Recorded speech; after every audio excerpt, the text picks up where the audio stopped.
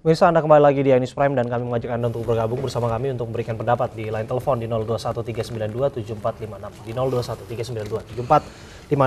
Saya ke Pak Awi. Pak Awi, dari aparat kepolisian apakah ada langkah strategis begitu untuk menjemput Habib Rizik dari luar negeri atau memang tetap dengan sikap awalnya akan menantikan proses penyidikan yang langsung di Jakarta? Pada intinya penyidik memang fokus terkait dengan pemeriksaan FHM ini agar selesai berkasnya segera tahap 1 dan kita harapkan segera tahap 2. Di samping itu memang kita juga terus melakukan penyidikan ini terkait dengan bagaimana benang merah terkait dengan kaitannya dengan saudara HRS ini ya, karena memang dari barang bukti yang ada, dari hasil pemeriksaan ahli memang ada kaitan benang merah di sana. Termasuk yang tadi Pak Naban sudah sampaikan, dari ahli menyampaikan ada chat antara mereka berdua. Ini juga kita perdalam. Terus kemudian terkait dengan proses pemanggilan saksi yang bersangkutan masih ada di luar negeri, tentunya kita lihat nanti, kita sepenuhnya kita serahkan mekanismenya oleh penyidik proses ini, karena memang banyak hal ya yang bisa ditempuh. Misalnya yang bersangkutan sebagai saksi, penyidik juga bisa melakukan permohonan terkait dengan blue notice. Sudahkah itu disampaikan ke imigrasi? Kabarnya sudah disampaikan? Ini masih proses, ini proses untuk memenuhi persyaratan-persyaratannya kepada Interpol. Sekali lagi kami akan menghormati keputusan penyidik karena semuanya kembali kepada penyidik. Termasuk kalau memang kasus ini bisa naik sampai yang bersangkutan menjadi tersangka, tentunya banyak juga proses di sana. Kita bisa menggunakan Undang-Undang Nomor 6 Tahun 2011 tentang Berarti Anda tidak menutup kemungkinan bahwa akan ada tersangka baru dalam kasus ini? Ya, segala kemungkinan bisa terjadi, karena tadi saya sampaikan dari awal benang merah ini adalah adanya mentransmisikan gambar dari yang bersangkutan kepada saksi, kemudian ada juga komunikasi chatting, ya ini semua yang kita harus buktikan begitu. Baik, apakah benar atau barangkali hoax kabarnya di media sosial juga sudah ada semacam rekayasa foto Rizik Syihab menjadi buronan Interpol? Kita belum membuat ya. Kalau memang ada itu berarti hoax itu. Hoax itu ya? saya pastikan hoax itu karo buronan. Karena memang saksi ya, baru saksi. Saya ke Bung Abdul Hoir. Bung Abdul Hoir, kabarnya tim advokasi sudah berangkat ke sana bertemu dengan Rizik Syihab. Apa kira-kira yang nanti akan disampaikan di Saudi Arabia? Wah, saya tidak berwenang mengatakan itu. Karena juga saya tidak tahu kapan berangkatnya, apa agendanya, yang terinci apa. Karena saya sifatnya hanya konsultan, bukan pengacara. Saya tidak ada izin pengacara. Baik, jika kemudian dengan jadi komunikasi begini, Anda dengan advokasi akan menjemput kembali Pak Habib Rizik yang kita pahami Indonesia, bahwa Habib Rizik, Yang Mulia Habib Rizik tidak ingin terjadi gejolak, karena satu, ini akan memasuki bulan Ramadan. Kita perlu konsentrasi ibadah tanpa diganggu dengan kepentingan yang lain, walaupun kita menjunjung tinggi penegakan hukum, itu harus kita pegang.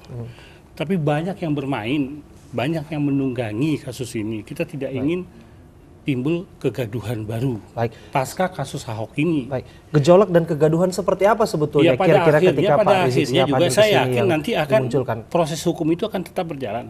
Yang Mulia Habib Rizik akan menghadapi proses ini. Dia orang kesatria kok.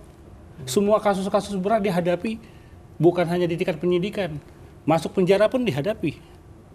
Jadi nggak masalah. Dia seorang kesatria yang tidak pengecut dan akan menghadapi semua tuduhan. Namun soal sinyalemen gejolak dan kegaduhan itu apakah begitu? Sangkaan itu sesuai dengan penerapan hukum, sesuai dengan fakta hukum, fakta yuridis, sesuai dengan kaidah-kaidah hukum. Baik. Tanpa ada intervensi. Sebagaimana tadi saya gambarkan, saya kutip pendapat Robert Seidman. Ini tentu akan menjadi masalah baru. Kalau misalkan masyarakat umum menganggap ini ada politisasi, ada kriminalisasi. Yang awalan sisi lah itu, semua itu. Nggak enak kedengarannya. Baik, saya ke Bung Jamin, soal gejolak dan juga kegaduhan baru menjadi faktor yang dipertimbangkan oleh Rizik Syihab ketika kembali nanti ke tanah air untuk menghadapi proses hukumnya. Apakah ini bisa menjadi pertimbangan yang bisa dimaklumi? Enggak, itu kan duga-dugaan, itu kan persangkaan-persangkaan. Dalam kasus hukum, politik itu tidak boleh ikut campur. Ya, artinya kasus hukum yang sedang berjalan ini adalah sebenarnya sederhana. Ini sebenarnya kasus murni hukum, di mana sudah ditetapkan seorang tersangka, di mana tersangka ini masih diperlukan untuk saksi-saksi lain yang Tapi kita tidak boleh menafikan bahwa beliau memiliki status sosial sebagai imam besar FPI yang sebetulnya selalu loyal terhadap beliau. Tetap kita hormati. Setiap warga negara kan sama di hadapan hukum, terlepas dari status sosial ya orang tersebut. Tetap. Jadi dasar sebagai saksi itu tidak ada yang dikhawatirkan apapun. Nah, karena dia diminta keterangannya sehubungan dengan apa kaitan orang tersebut dengan tersangka saja. Nah, itu saja sebenarnya. Kalau dibiarkan dan orang tersebut tidak hadir, maka kemungkinannya orang tersebut akan diduga ada rasa khawatir gitu. Jangan-jangan saya nanti ditetapkan sebagai tersangka. Nah, itu. Nah, kekhawatiran itu tidak mungkin bisa terselesaikan kalau dia tidak hadir ke penyidik. Nah, kalau dia hadir ke penyidik, maka akan terselesaikan karena dia bisa membantah, dia bisa memberi keterangan berbeda dengan apa yang selama ini mungkin yang kita perdengarkan. Nah, kalau tiba-tiba contohnya, maaf kata ya, kita tiba-tiba penyidik menyatakan dia sebagai tersangka. Nah, orang itu juga masih bisa melakukan upaya hukum atas dasar apa saya ditetapkan sebagai tersangka. Apa dua alat bukti yang bisa ditetapkan sebagai tersangka. Nah, kalau dia tidak setuju atau dia keberatan bisa melakukan pra-peradilan. Kalaupun dia ditahan, dia bisa mengajukan pra-peradilan. Jadi menurut saya proses yang sedang dijalankan ini sebagai suatu aturan criminal justice system yang sudah kita anut ini harusnya kita hormatin. Ya, harus kita jalankan karena kalau dibiarkan justru ini membuat suatu pendapat dan opini liar di masyarakat. Nah, itu juga kurang baik bagi Pak Habib sendiri. Sistem begitu. ada masalah dengan apa yang terjadi di tanah air sebetulnya? Sepanjang dijalankan sesuai dengan koridor hukum. Sejauh ini? Tetapi kalau bicara normatif, iya, bahwa hukum itu bebas dari pengaruh politik. Tapi secara empiris belum tentu. Berbagai kajian ilmiah, critical legal studies, Roberto Unger, teori Parson, cybernetik, itu ada hukum itu dipengaruhi oleh politik, politik itu dipengaruhi ekonomi sebagai energi yang paling kuat. Itu banyak kajian-kajian ilmiah kalau bicara teoritis. Para ahli ini, para pakar ini tentu melakukan penelitian secara empiris. Kalau kita bicara normatif, iya, bahwa hukum steril dari pengaruh-pengaruh non-hukum. Tapi secara empiris belum tentu. Ini catatan saya. Ya, maksud secara empiris seperti apa? Bapak harus berikan suatu contoh. Mana criminal justice system yang ada intervensi politik? Kita lihat kasus dugaan penodaan lambang negara. Awalnya Habib Rizik berbicara masalah ideologi Pancasila. 154A KUHP sudah tidak berlaku, ada undang-undang tentang yang mengatur lambang negara.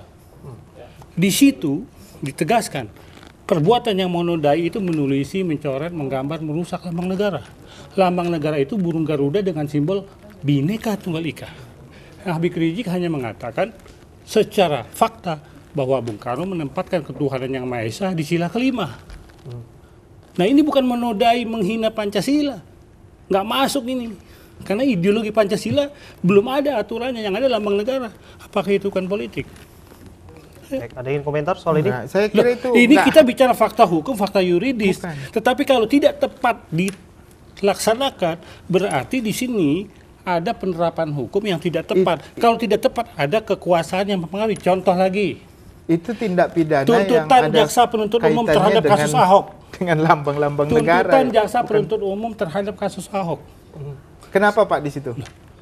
Fakta yang berbicara terungkap di pengadilan bukan 156, 156A huruf A. Namun pada dan itu sudah dibatalkan. Berarti maksud Bapak ada yang intervensi? Ya jelas loh. Siapa yang intervensi Pak? Bapak pernah baca penelitian disertasi? Bukan, dari jaksa sendiri, itu. Ini penelitian empiris dari jaksa sendiri bahwa jaksa tidak independen, ada pengaruh ketika dia mengajukan rendah. Bapak pernah baca disertasi itu dari Undip? Bukan disertasi, kita kan ini penelitian empiris. Bapak kan bilang empiris. Penelitian disertasi ini dilakukan oleh jaksa, masih aktif jaksanya mengatakan bahwa jaksa independen, ada pengaruh politis. Pernah baca disertasi itu? Jadi banyak Pak kalau kita bicara ada pengaruh-pengaruh itu. Baik. Kalau Pak baca pasti tahu. Enggak, saya nggak perlu membaca. Lah, nggak perlu baca. Baik, kita akan bahas lagi Bapak. Ya, susah kalau begitu literatur. Baik, kurang literatur. Tenang dulu. Kita akan kembali saat lagi dalam Anies Prime usai jeda terkini.